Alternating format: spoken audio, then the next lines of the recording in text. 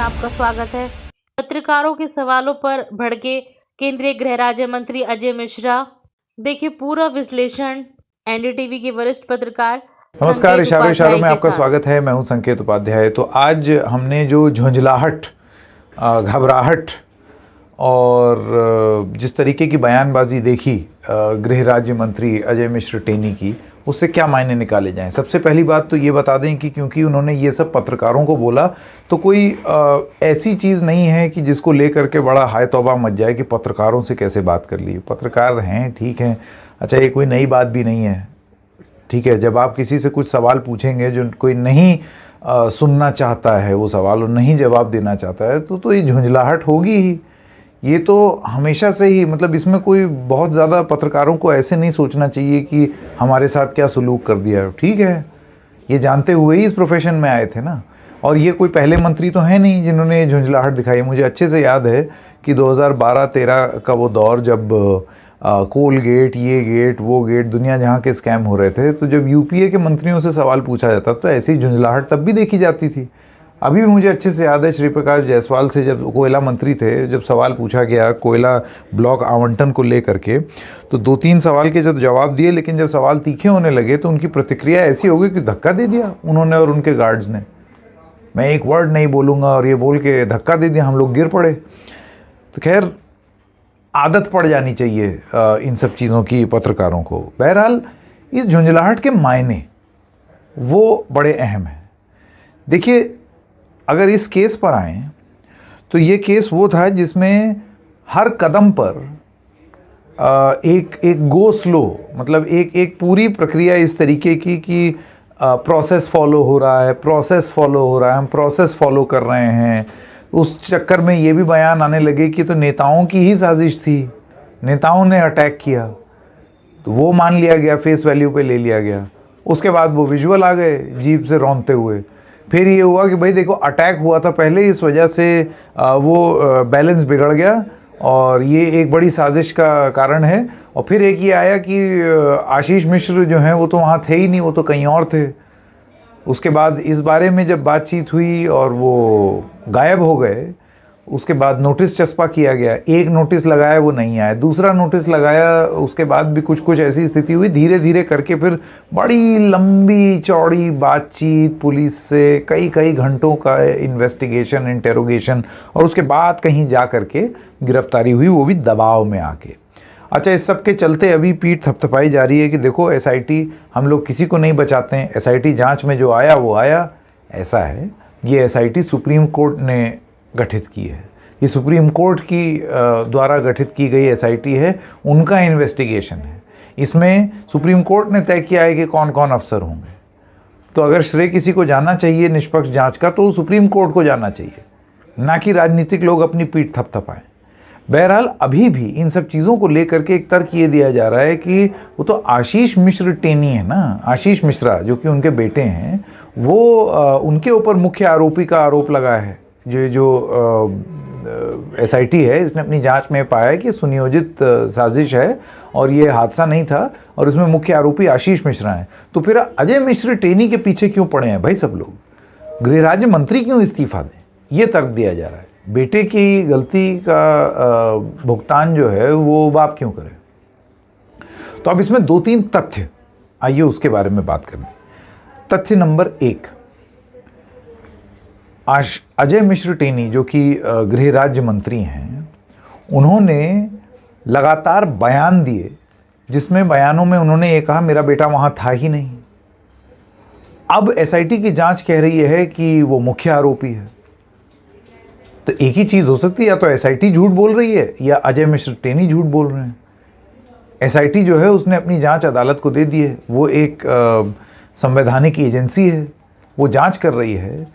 तो अगर हम ये मान लें कि अजय मिश्र टेनी गलत बयानी कर रहे हैं, तो भाई क्या उनको गलत बयान की सज़ा नहीं मिलनी चाहिए, या उनसे सवाल नहीं पूछे जाने चाहिए कि आपने, एक एसआईटी अपनी जांच में कह रही है कि वो मुख्य आरोपी हैं और आपका ये कहना था, आप हाइड कर रहे थे फैक्ट्स को, आप छुपा रहे थे तथ्यों को।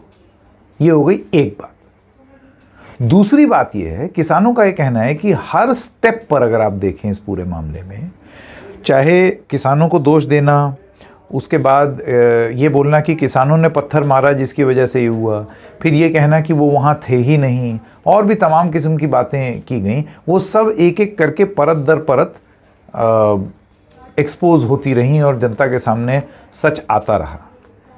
इसी श्रृंखला में अब क्योंकि साजिश की बात हो रही है, तो किसानों का ये कहना है कि अजय मिश्र टेनी जो कि मंत्री हैं, मोदी के मंत्री हैं, उन्होंने ये जीप कांड होने से कुछ दिन पहले, सिर्फ कुछ दिन पहले, सुधर जाओ नहीं तो सुधार दिए जाओगे, मेरा जाकर के इतिहास देख लो, मंत्री और विधायक तो मैं हूं ही, मैं साथ में कुछ और भी हूं, इस तरीके के खुले बयान मंच से, जिसकी रिकॉर्डिंग उपलब्ध है, वो दिए। किसानों का अब ये कहना है कि अब क्योंकि साजिश की जांच हो रही है और एसआईटी ये कह रही है कि ये साजिश है, तो क्या इस बात की जांच नहीं होनी चाहिए कि साजिश किसने की? और क्या ये बात कि 6 दिन पहले ही उन्होंने एक कोई बयान दिया और उसके बाद ये हो गया, क्या ये भी एक साजिश का हिस्सा तो नहीं हो सकता? और अगर साजिश का हिस्सा हो सकता है तो ये जांच के दायरे में क्यों ना आए? जांच में अगर वो दोषी नहीं पाए जाते हैं तब आप उनको बरी कर दीजिए, लेकिन अभी अगर साजिश का इन्वेस्टिगेशन हो रहा है तो उसमें ही साजिश का एंगल ये भी आना चाहिए। अब अगर ये चीज हो रही है तो ऐसे में अजय मिश्र टेनी का गृह राज्य मंत्री बने रहना क्या ये सही होगा? जब आप पर खुद साजिश करने का आरोप है, कॉन्स्पिरेसी का आरोप है जो किसान लगा रहे हैं, तो आप बने रहेंगे अपने पद पर। 2-3 चीजें कि क्यों इस फैसले में इतना टाइम लगाया जा रहा है। दरअसल आपको यह भी बता दें कि इससे पहले जब इंक्वायरी हुई तो अजय मिश्र टेनी ने अमित शाह से और सब लोगों को अपना पक्ष रखा और उनके पक्ष पर लगभग लोग मान गए, इसी वजह से वो टिके भी हुए हैं, वो एमओएस होम हैं।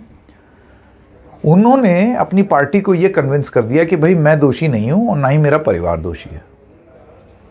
आज एसआईटी कुछ और कह रही है, तो क्योंकि एसआईटी कुछ और कह रही है तो क्या बीजेपी पर यह दबाव नहीं है कि जिसको आप डिफेंड नहीं कर सकते हैं उसको आप क्यों डिफेंड किए चले जा रहे हैं? जाहिर सी बात है आपके जो अपोनेंट्स हैं, जो आपका प्रतिद्वंदी हैं उत्तर प्रदेश में, वो इसका मुद्दा उठाएंगे क्योंकि इतना सारा मामला, इतना प्रूफ है, इतना साक्ष्य, उसके ऊपर उनका रवैया, झुंझलाहट। अभी भी लेकिन अगर बीजेपी ये तय करती है, जैसे कि आज कुछ मंत्रियों के बयान आए जिसमें मंत्रियों का बार बार ये कहना था कि ये तो मामला अदालत में है, अदालत में विचाराधीन है, आप चाहते हैं कि हम अदालत की कार्रवाई के ऊपर कोई कार्रवाई कर दे। जी नहीं साहब, अदालत अपनी इन्वेस्टिगेशन कर रही है, अदालत जो है वो इस पूरी चीज़ों पर नज़र रखे हुए है, लेकिन ये कहीं नहीं लिखा है कि अदालती कार्रवाई होते होते तब तक अजय मिश्र टेनी जो है वो उस पद पर बने रहेंगे। अदालत ने इस चीज़, अदालती कार्रवाई का मतलब ये नहीं है कि अब आप अनंत काल तक एमओएस होम ही रहेंगे कि जब तक अदालत ना कहे। सबसे बड़ी बात इसमें ये है, पार्लियामेंट में सब कुछ हो रहा है, एडजर्नमेंट मोशन दिया गया, उसको नहीं माना, सारे नेता लोग कुछ कह रहे हैं। सबसे बड़ी बात ये है कि एक तो होती है अदालत और एक होती है जनता की अदालत। जनता की अदालत में भारतीय जनता पार्टी किस तरीके से अपने आप को साबित कर पाएगी। 2-3 ये बड़ा थोड़ा सा कॉम्प्लेक्स इसलिए है, क्यों अजय मिश्र टेनी नहीं हटाए जा रहे। एक छवि ये है भारतीय जनता पार्टी की कि ब्राह्मण ऐसे ही नाराज़ हैं बीजेपी से। अच्छा, उसमें से अगर आप अजय मिश्र जो कि खुद एक ब्राह्मण हैं, उनको भी अगर आप हटा दें तो ब्राह्मण और नाराज़ हो जाएगा। एक ये लॉजिक दिया जा रहा है। दूसरा लॉजिक ये है कि जिन किसानों की बात मानते हुए आपने 3 कानून वापस कर लिए, एमएसपी की कमेटी बना दी, उनके साथ आप मीटिंग करने को तैयार हो गए, आश्वासन आप दिए चले जा रहे हैं जिसके चलते किसान जो हैं वो चले गए। उन्हीं किसान के प्रतिनिधियों को कुचलने के आरोपी लोगों को अगर आप बनाए रखेंगे और एक संदेश ये जाएगा कि आप संरक्षण दे रहे हैं, उनको संरक्षण प्राप्त है, तो इसका चुनावी संदेश क्या जाएगा? क्या अजय मिश्र टेनी इतने ज़रूरी हैं कि भारतीय जनता पार्टी अपनी छवि को दांव पर लगा सकती है? या तो बीजेपी का कैलकुलेशन ये है कि इससे छवि अभी का कुछ नुकसान नहीं हो रहा, कुछ नुकसान नहीं होगा, सब वो निकाल ले जाएंगे। या ये भी हो सकता है कि वक्त आने पर कार्रवाई करके और जब ये एकदम बिल्कुल ऐसा हो जाए कि अब वो रह ही नहीं सकते या उनसे बहुत ज़्यादा नुकसान हो रहा है, तो जब चुनावी फ़ायदा देखते हुए कानून रद्द कर दिए 1.5 साल तक उसको एकदम समर्थन करके, तो क्या फिर अजय मिश्र टेनी की भी कुर्बानी दे दी जाएगी चुनाव के खातिर? ये एक सबसे बड़ा सवाल है। अब तक ऐसे लगता है कि बीजेपी उनको डिफेंड कर रही है, कब तक करेगी? और सबसे बड़ा सवाल, कब तक, आखिर कब तक टिके रहेंगे टेनी? तो आज इशारों इशारों में बस इतना ही। हम फिर मिलेंगे किसी और मुद्दे के साथ। तब तक के लिए नमस्कार।